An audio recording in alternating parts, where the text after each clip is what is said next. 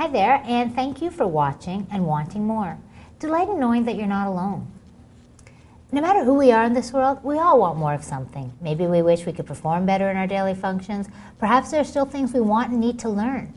Regardless, all the roads ultimately lead to our pursuit for more satisfaction and peace of mind with our lives and ourselves. It gets difficult, though, to satisfy our need for more when most of us we don't really know how or what it will take to find it. What you want for yourself may not be what I want for myself, and vice versa. What I've consistently noticed, though, with most high-achieving individuals is how intentional they've been in their lives. They aren't afraid to act because they've taken the time to really get to know themselves, so they know what matters to them, versus trying to value what everyone else tells them to value. When we're empowered with self-awareness, our choices reflect that. So the objective of this show has always been to serve you in your own journey towards more. Today we are privileged to speak with Thomas William Deans, who is the president of a large multinational, multi-million-dollar family business for almost a decade. Tom is a sought-after speaker on family business and succession planning. Making money and running businesses is in his family blood, and he does it in his sleep. 2 generations of his family have founded, operated, and sold their private and publicly traded companies.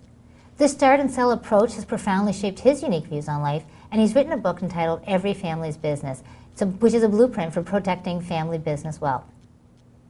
Tom, thanks so much for taking the time to join us on the show today. Great to be here. Your book is profound in lots of ways, and I want to discuss some of those. I want to discuss the insights that you most feel as it relates to finding the more that you've sought in your life. What do you want to say to us about that? Well, more is an interesting word because it implies, a quantitative thing, something you can measure. And let me tell you what was important to me. I really wanted to purchase more time with the proceeds from the sale of our business. I think in my business it was the only legitimate goal. We can buy things, and I think it's always been something that's run very deep in our lineage, that we've tried to avoid things running our life. So we've always kind of understood that running a business, making money with a business, and ultimately selling a business to purchase time was an ultimate goal, a goal of our family. And so the more, if I can just make sure I understand, was really just wanting more time for yourself. More time to write, more time to create, more time to exercise undeveloped parts of our skill sets. Simply more time to reflect. Now, you referred to Anthony DeMello's book, Awareness, and I'm curious how that impacted you. Well, it really is a groundbreaking book in my view. DeMello is a great thinker. He was, he was an independent thinker. He was actually a priest who left the church, subsequently gained credibility with the church by really being quite unconventional and challenging Orthodox wisdom. And DeMello really focused in on spirituality and this notion of self-awareness and really exploring what it is that makes you tick, why you want certain things. And he really was one of the persons who really took some of the early thinking of Carl Jung and explored the idea of the I and the me and applied that to very practical situations, understanding how the I and the ego can dominate in the case of businesses. It can really destroy wealth and destroy families, family businesses, when the I and the ego take over. So when you talked about the more, and the reason I tried to tie that into Anthony's book, is you talk about wanting more.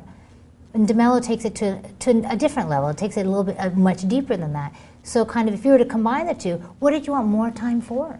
You said reflect, but I can't imagine you're just sitting on the top of your mountain from morning till night. Well, one of the first things I did after having sold a family business was to purchase more time and more time to create. What did I create? I created a book.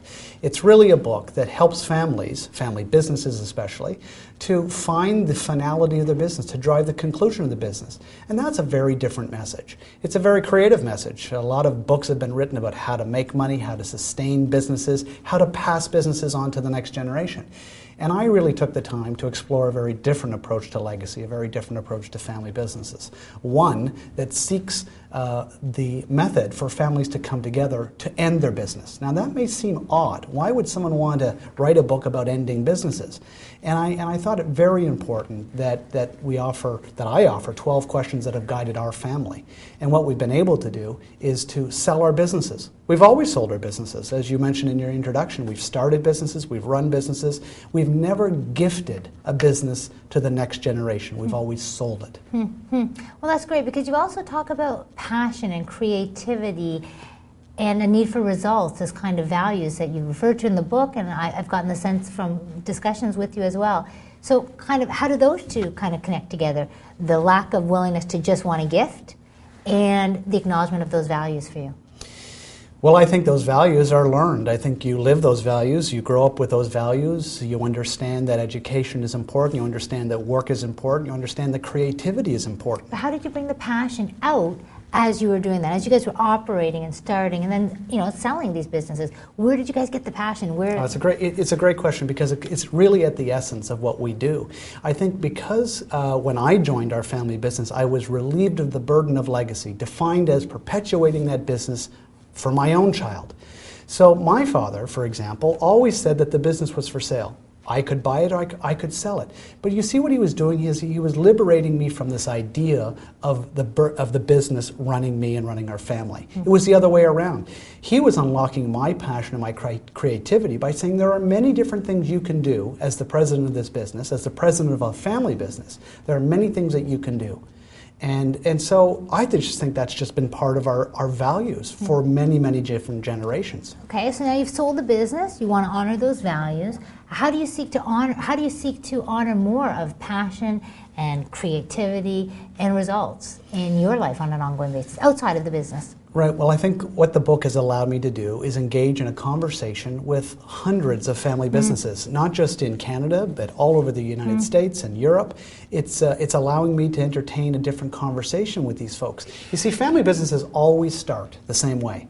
It always starts with family coming together because you trust your children, you trust your own siblings, and you bring them together and you start a business. But what I think I've learned is that family businesses typically tear themselves apart. They pull themselves apart. It is the intersection of money and control, and the passion is stomped on. It's doused. The flames of creativity are doused because the family relationships fray. And so what I've been able to do with the book is to talk about a completely different set of objectives, which is family coming together to explore their creativity and then to ultimately end their business. When I say end the business, it can mean the child buying the business from their parents or it being sold to a third party. There's many different things. So I suspect that you're really bringing a lot of new discussions to the tables within these families, because it's not really something that gets, an option that really gets explored often. Let's go to a break right now, Tom. We're going to come back and talk more. And I'm going to refer to you as Dr. Thomas William Dean, because Tom has a PhD. So we're going to invite Dr. Tom back. And he was former president of a multinational family business, and he's got a lot to share with us. So please stay with us.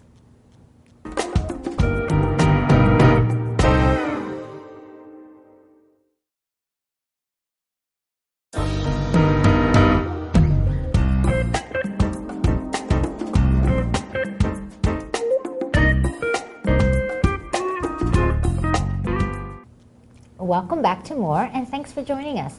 I'm Sheba Varghese, and with me today is Thomas Deans, a former company president turned author and speaker. And we really appreciate you being here, Tom. Great to be here. In your book, Every Family's Business, you refer to the competing forces working in equal and opposite directions, and I want to know more about that. Expand on that for us, if you would, please. Well, I think whether it's business or politics, any interaction in the world between two people or ideas, there's a tension. And I think what we've learned throughout the course of history is that when you have leaders that take away, that capitulate, that try to smooth over these tensions, so much potential is lost. And I think what we also know is that there is tremendous creativity that's unlocked when you have leaders that are most willing to use their intuition to allow a creative force to unlock itself. And that usually comes from tensions. Two people, two ideas, two institutions that have competing visions. And so when I talk about in the book, in business, for example, when you have a tension, forces working in equal opposite direction, this really is a critical moment. This is when great ideas, great art, great ideas, great leaders are born. They're born out of tension. It's not something to eschew, it's something to embrace, and it's something to manage well. It's something to encourage. So, how do you see this playing out in your own life? Well, that's an interesting question. I think tension is good. I think what my book has done is it's challenged many different institutions. It's challenged the accounting world. It's challenged the banking world. It's challenged family businesses. It's challenged all sorts of businesses. And how has it challenged you? Well, it's challenged me because I think anyone who writes a book is merely trying to convince himself of an idea. And I think any author who is watching the show, any sculptor, any painter, anyone who has participated in a creative endeavor knows that you put yourself in the public domain. Any piece of creative work immediately enters the public domain. You're feeling very exposed, very naked. It's both liberating and terrifying. Sure. And again, how does that play out for you? Well, it plays out for me. Like, what are your competing forces? Well, my competing force is to challenge myself, having been the president of a large multinational manufacturing company, to then move into which is really an industry that required me to extract concessions. Reductions in labor costs, reductions or discounts from suppliers. I mean, business leadership tends to get defined as what you can extract from the world. Moving into the world of more of a creative endeavor, writing a book, really the paradigm shifts. I'm really in the helping world. I'm really in the helping business. I'm offering a perspective, a set of ideas to help guide businesses and individuals who are seeking self-improvement. That's a completely different shift, one of giving. And it's really allowed me to really explore myself and throughout the process of giving. You give your book. I give my book away. I came into the studio. I gave my book away. I don't know where it comes back to me. I don't know if it will.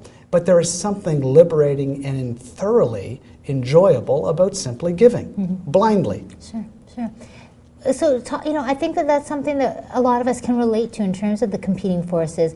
And for our viewers, share with us your suggestions for managing this timeless conflict. Because I understand what you're saying, kind of from a big picture perspective. If you had to take it down in a more granular way to how that plays out in a person's life, how that played out for you as a president, you said you were taking a lot. Were you giving back? How did you kind of balance the two objectives of reaching your fiscal objectives, your 5-year plans, or however you may have forecasted, knowing at the same time that you're taking? Yeah, I mean, I think the whole thing is, it feels there's a real tension when you're leading a company. You feel the need to take, but you also understand if you take too much, that it will come back, that it won't work to your advantage. So you are trying to strike this balance, but the fundamental objective seems at odds with your spirit. I mean, many people have written about the psychopathic nature of leadership. It really is. It takes you to that place. It almost pulls you to that place.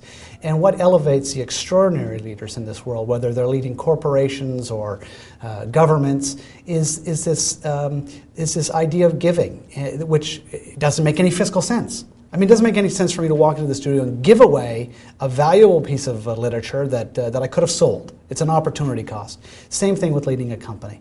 And yet, time after time, leaders tend to want to ignore the greatest leaders who have created institutions, have tried to develop their corporations, to give, set up education foundations, artistic foundations, supported the arts.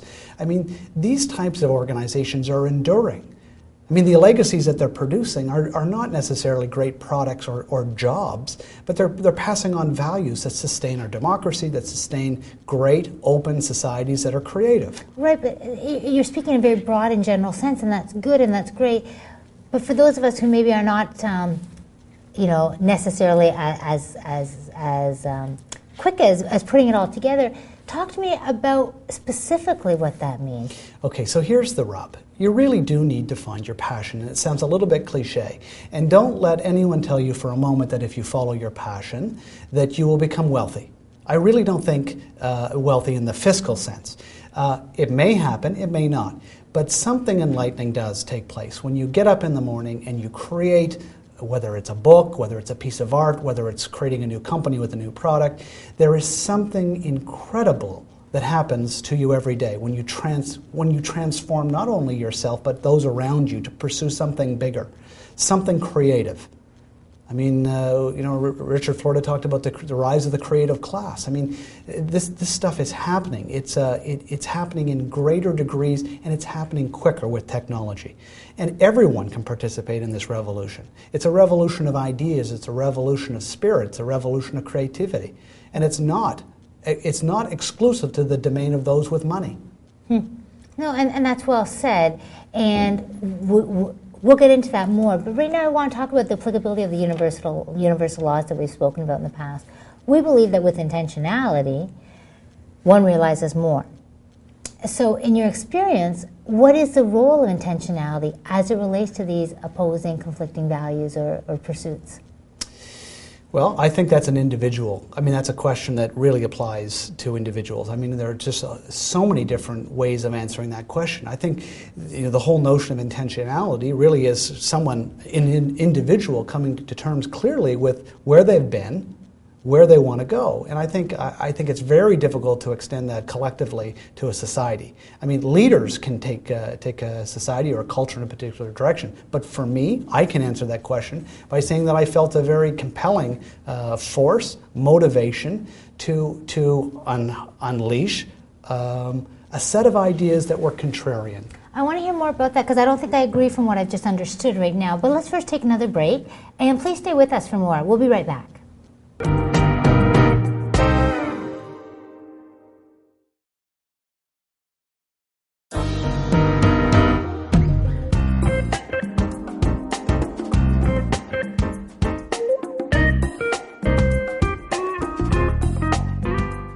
Hi again, you are watching More, and we're here with Thomas William Deans, a successful businessman, speaker, and author. He's sharing his personal insights with us, and we're benefiting. So thanks, Tom. Great to be here. You talked about competing forces, and I understand it in the business sense when we have to meet our objectives, and at the same time there are a lot of other responsibilities, stewardship responsibilities in lots of different ways that we also have to factor in.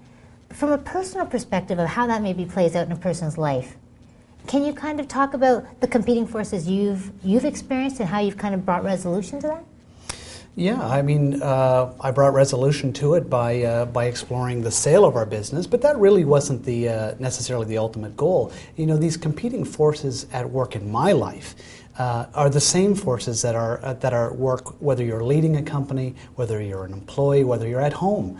We have dreams, we have aspirations, and we want to take ourselves in certain directions, but we feel the constraints and the limitations of time, the limitations of money, and we stop pursuing these goals. We want more, but we don't know how to do it. We don't know how to get to and take the next step. Well, for me, it became very clear.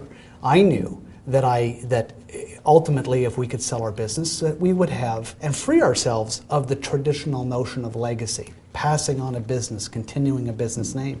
If we could pursue a different kind of goal, which is the crystallization of wealth, and putting that wealth to work to purchase time, to create.